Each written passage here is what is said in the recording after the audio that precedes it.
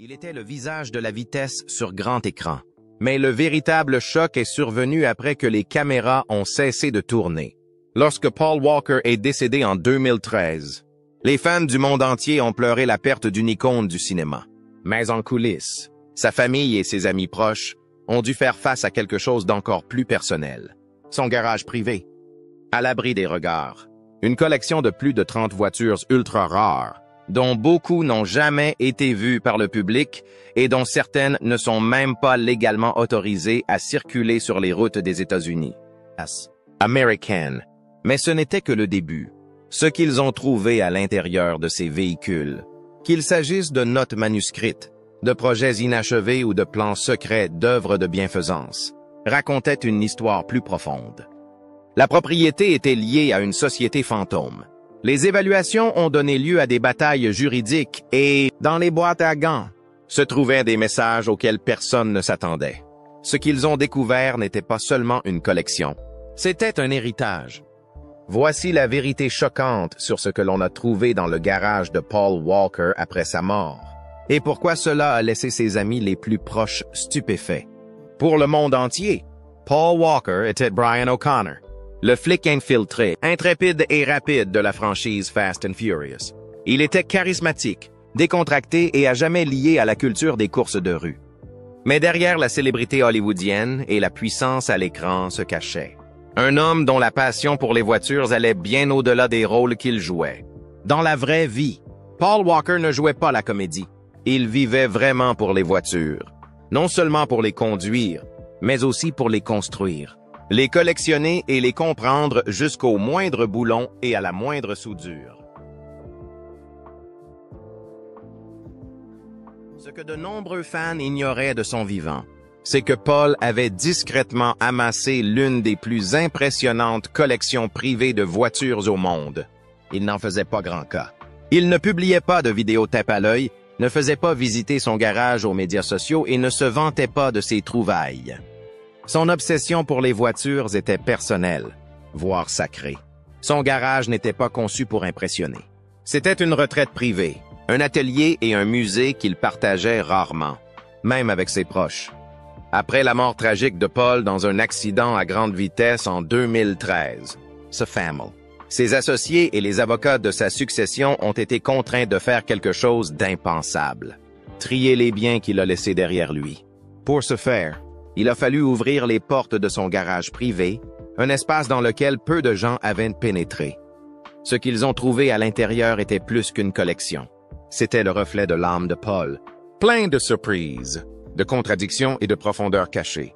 Il y avait plus de 30 véhicules ultra rares à l'intérieur, chacun avec sa propre histoire. Certains avaient été gardés secrets, stockés sous des bâches et enregistrés par l'intermédiaire de sociétés écrans. D'autres étaient manifestement des projets en cours, dépouillés et à moitié achevés. Plus ils avançaient, plus ils se rendaient compte qu'il ne s'agissait pas d'un simple garage. C'était une capsule temporelle vivante, remplie de notes manuscrites, d'obscures importations GDM et de voitures destinées à des ventes aux enchères caritatives. Et le plus choquant, c'est que presque rien de tout cela n'avait jamais été vu par le public. Pas même par les fans qui pensaient connaître Paul Walker le mieux. Lorsque les portes du garage se sont enfin ouvertes, ce que Paul Walker a laissé derrière lui a stupéfié même les collectionneurs les plus chevronnés. Garés rangées par rangées, serrées les unes contre les autres dans un grand espace industriel à Valencia, en Californie, se trouvaient plus de 30 voitures ultra rares, une gamme de rêves que la plupart des passionnés ne verraient jamais en personne et qu'ils ne posséderaient même pas. Mais Paul les a acquises discrètement au fil des ans, souvent en passant inaperçus, en effectuant des achats privés ou en négociant discrètement par l'intermédiaire de relations de confiance. Au centre de la collection se trouvaient des véhicules qui brouillaient de la frontière entre l'art de collection et l'armement mécanique. Parmi eux, une BMW M. 3 Lightweight de 1995, l'une des moins de 130 jamais fabriquées. Il s'agit essentiellement d'une voiture de piste fabriquée en usine, dont Paul aurait possédé 5 exemplaires. À proximité se trouvait une Celine S. Sept, une hypercar américaine en fibre de carbone réputée pour sa vitesse brute et sa rareté. Il y avait aussi des Ford GT, plusieurs Porsche 911 et une Toyota Supra Turbo. Un clin d'œil subtil à ses racines rapides et furieuses. Mais c'est sa collection de Skyline GTR qui a vraiment laissé les fans sans voix. Ne se contentant pas des spécifications du salon, Paul a importé et modifié personnellement plusieurs Nissan R32 et R34 GTR, chacune étant réglée avec des composants de course et des carnets de réglage écrits à la main. Une R34, dont on dit qu'elle est la voiture qu'il a utilisée dans la franchise Fast and Furious, a été conservée dans un entrepôt privé, un morceau intact de l'histoire du cinéma et de la GDM. Certaines voitures n'étaient pas immatriculées, d'autres étaient à peine légales. Certaines n'avaient jamais été photographiées en public. Il était clair qu'il ne s'agissait pas d'un garage de célébrités pour le spectacle. Il s'agissait d'un coffre-fort aménagé par une personne obsédée par la performance, l'histoire et l'individualité. Il ne s'agissait pas de trophées, mais d'investissements dans l'âme. Des voitures que Paul voulait comprendre, améliorer et préserver. Cette collection était plus que précieuse. Elle était personnelle. Pourtant, plus les gens cherchaient, plus ils se rendaient compte que Paul n'avait jamais voulu qu'on le trouve. Alors que les enquêteurs, les membres de la famille et les directeurs d'entreprise passaient au peigne fin l'inventaire du garage. Ils ont fait une étrange découverte. De nombreuses voitures n'appartenaient pas du tout au nom de Paul Walker. Au lieu de cela, ils ont été enregistrés par l'intermédiaire d'une société de performance appelée Always Evolving, une entreprise de sport automobile et de tuning que Paul a cofondée avec un ami proche et un autre passionné de course, Roger Rodas, qui est tragiquement décédé à ses côtés lors de l'accident de 2013. Always Evolving était, en apparence, un atelier de course et de tuning haut de gamme connu pour modifier des supercars et engager des véhicules dans des courses de time attack et de GT.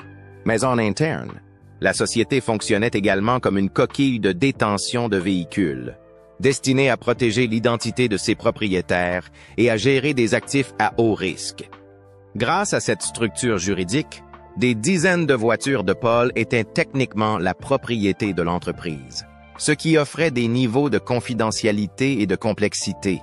Cette situation a entraîné une confusion immédiate après la mort de Paul. Qui était réellement propriétaire des véhicules? L'entreprise ou Paul personnellement? Dans certains cas, les titres de propriété étaient partagés. D'autres avaient des modifications en cours financées par le crédit de l'atelier. Certaines voitures étaient consignées en vue d'une vente future, tandis que d'autres étaient destinées à une vente aux enchères privées ou à une œuvre de bienfaisance par l'intermédiaire de Reach Out Worldwide. Il ne s'agissait pas seulement d'une trace écrite, mais d'un labyrinthe. Cette configuration avait probablement de multiples objectifs: protection fiscale, avantages en matière d'assurance et discrétion. Mais elle a également rendu presque impossible la séparation entre les biens personnels de Paul et les stocks de l'entreprise.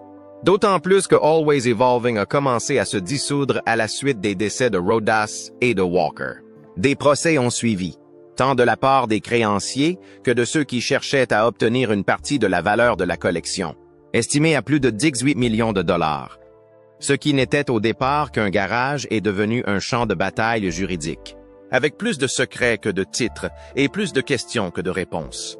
Au milieu des Porsche turbo immaculés et des voitures musclées américaines, certaines des trouvailles les plus controversées du garage de Paul Walker étaient les voitures japonaises importées illégalement ou à peine légalement sur le marché intérieur japonais, GDM. L'obsession profonde de Paul pour les voitures de performance japonaises, en particulier la Nissan Skyline GTR, n'est un secret pour personne. Mais ce qui a fait sourciller, c'est la façon dont il a fait entrer certaines d'entre elles dans le pays. Plusieurs des R34 Skyline de sa collection ont été importés au titre de l'exemption pour exposition, une faille dans la législation américaine. Cette dérogation permet aux véhicules non conformes d'entrer dans le pays à des fins d'exposition, mais limite la fréquence et le lieu où ils peuvent être conduits. Il s'agit d'une désignation fragile. Ces véhicules ne sont pas entièrement homologués. Ils ne peuvent pas être immatriculés comme des voitures normales et il est pratiquement impossible de les assurer par les voies habituelles.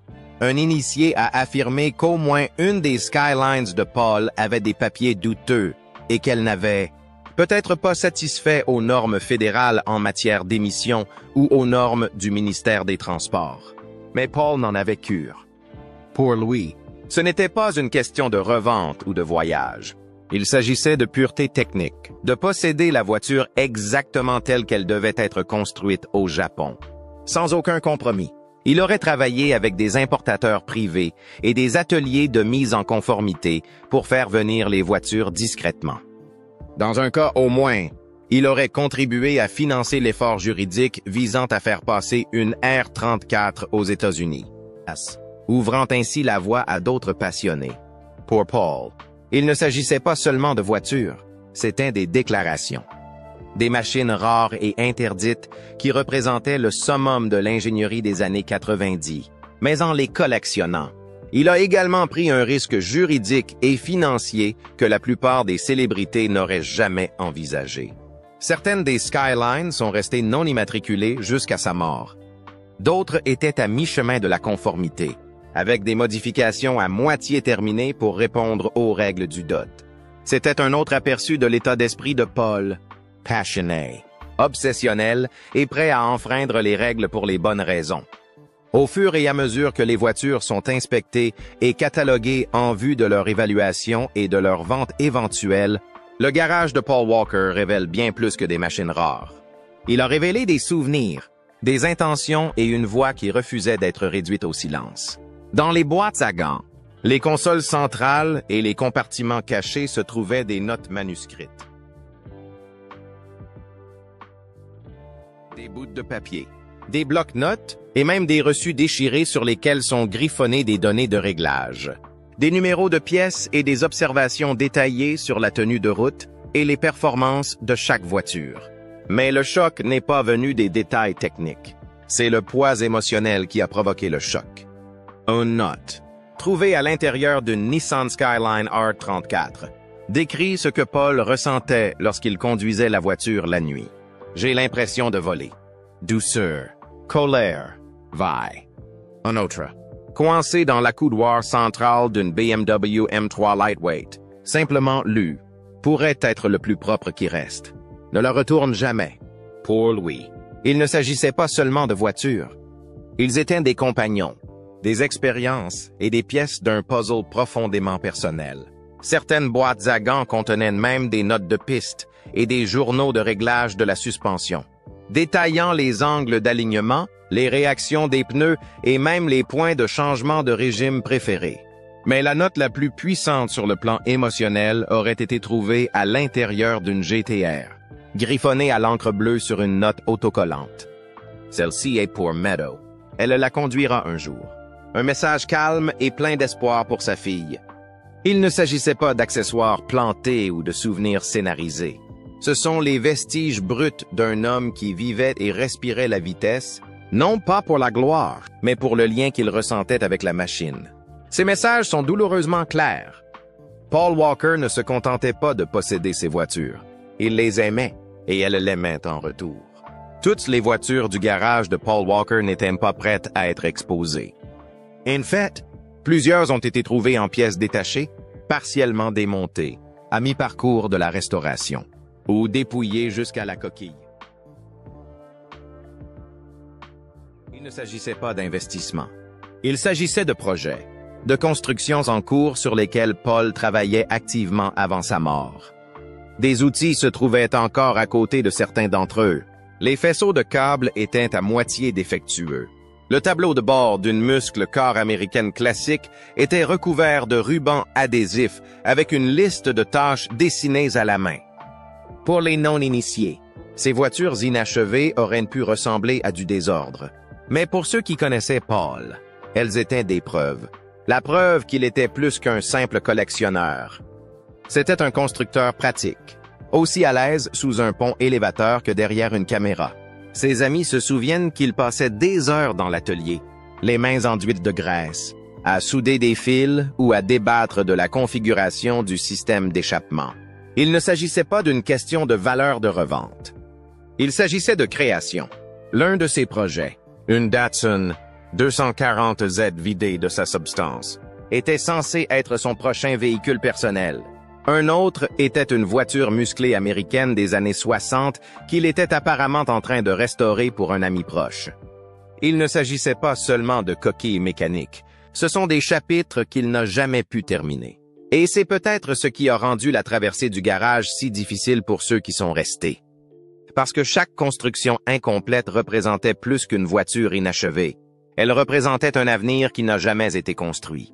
Dans un monde où tant de célébrités apposent leur nom sur des projets qu'elles ne touchent pratiquement pas, Paul Walker était différent. Il vivait dans le processus. Il accordait de l'importance à la construction. Et ses voitures à moitié terminées étaient son dernier message au monde.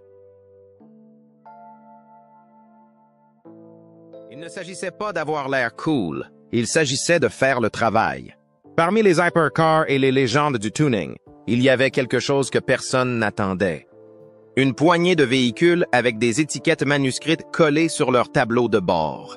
Certains ne comportaient que 2 lettres, RO. D'autres avaient des notes autocollantes complètes indiquant Charity Auction, ROW, vente aux enchères de charité. Il n'a pas fallu longtemps pour faire le lien. ROW, Reach Out. Worldwide est l'organisation à but non lucratif de secours en cas de catastrophe que Paul Walker a fondée en 2010. C'était sa façon de rendre discrètement l'appareil, en envoyant des équipes de bénévoles au lendemain d'ouragans, de tremblements de terre et d'incendies pour apporter de l'aide là où elle était le plus nécessaire. Il semble maintenant que certaines de ces voitures les plus précieuses soient destinées à être financées. Parmi elles, une Toyota Supra de 1993 lourdement modifiée, qui rappelle sa voiture de Fast and Furious, mais celle-ci n'avait jamais été montrée à l'écran. Une autre était une Mustang Boss 302, étiquetée avec une note jaune et des instructions pour un futur gala de charité qui n'a jamais eu lieu. Il ne s'agissait pas d'hommages après coup. Il s'agissait des projets de Paul, toujours en cours lorsque le temps a manqué. Il est apparu clairement que Paul ne considérait pas son garage comme une simple collection personnelle, mais comme un réservoir de valeur, un endroit d'où il pouvait soutenir les causes auxquelles il croyait. Il n'attendait pas que les caméras tournent ou que les gros titres soient écrits. Il faisait simplement ce qu'il pouvait, se préparant à utiliser sa passion pour les voitures afin d'aider les personnes en situation de crise. La découverte des véhicules étiquetés comme étant des véhicules de bienfaisance a frappé fort. Elle a rappelé à tous que l'héritage de Paul Walker ne s'est pas seulement forgé dans la puissance ou la célébrité hollywoodienne. Il s'est construit sur le service, l'humilité et l'intention. Il ne voulait pas seulement que l'on se souvienne de lui comme d'un passionné de voitures. Il voulait que l'on se souvienne de lui comme de quelqu'un qui utilisait les voitures et son succès pour rendre le monde meilleur. Même mort, il essayait encore de donner. Alors que le garage était trié et évalué, la réalité a frappé fort. La collection de voitures de Paul Walker n'était pas seulement rare et significative. Elle valait la somme astronomique de 18 millions de dollars. Et cette valeur s'accompagnait de quelque chose que Paul n'aurait jamais voulu. Une tempête juridique. En effet, de nombreuses voitures étaient liées à une évolution constante, tandis que d'autres appartenaient en partie à Paul lui-même. Déterminer qui était propriétaire de quoi est devenu un champ de mine juridique. The Succession, dirigé par son père en tant qu'exécuteur testamentaire et par sa fille Meadow en tant qu'héritière principale, a dû démêler un écheveau complexe de copropriété, de titres et d'accords verbaux.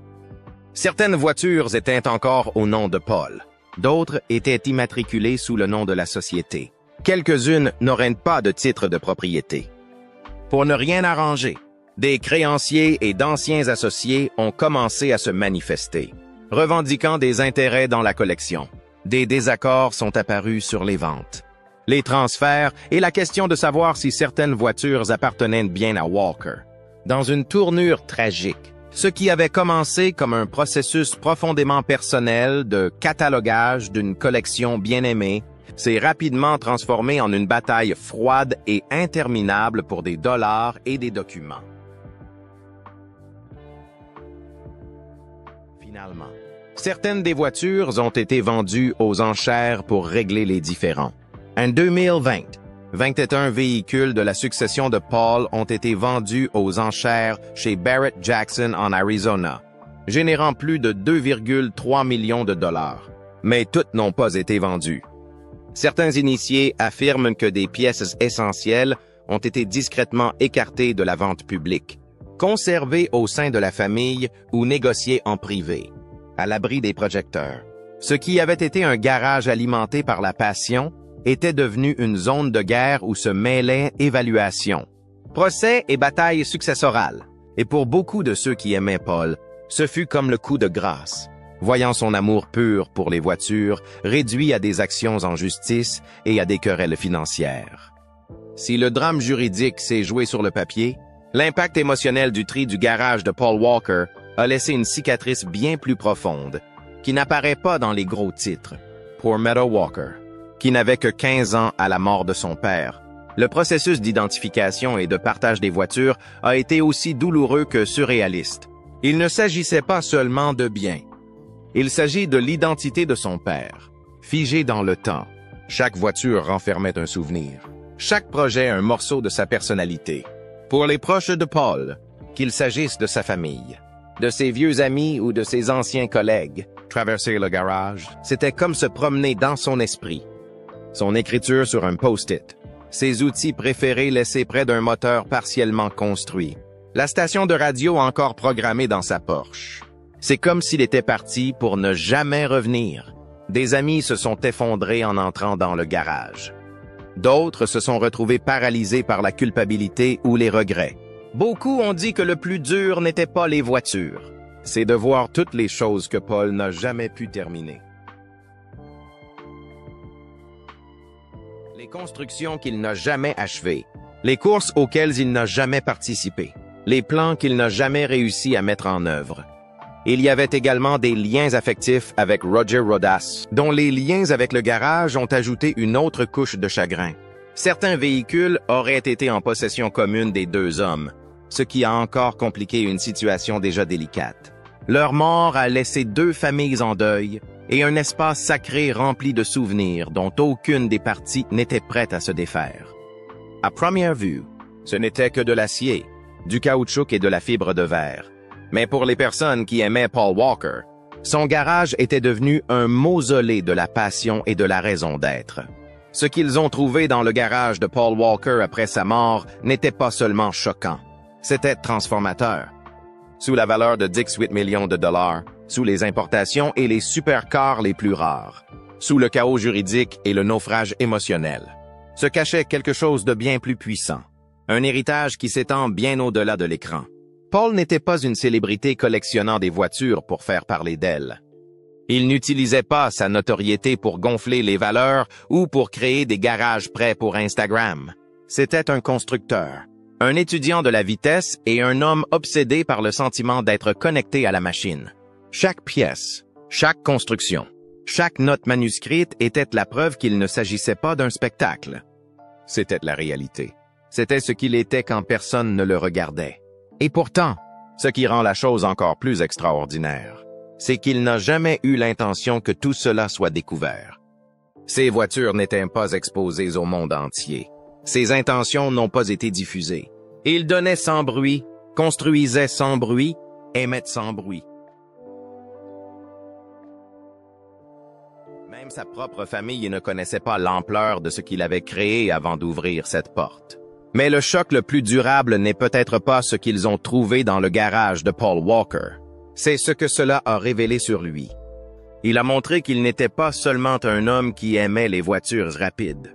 C'était quelqu'un qui croyait qu'il fallait les utiliser pour entrer en contact avec les autres, pour explorer, pour donner en retour. Il a montré que derrière les lumières d'Hollywood se cachait un humble passionné de mécanique qui trouvait la paix sous le capot. Aujourd'hui, cet héritage se perpétue dans chaque note de moteur qui fait écho à sa passion, dans chaque mission mondiale qui sauve des vies, Et dans chaque fan qui voit aujourd'hui que Paul Walker ne jouait pas seulement le rôle d'un automobiliste, il en était un. Et c'est plus que tout ce qu'ils ont vraiment trouvé dans son garage.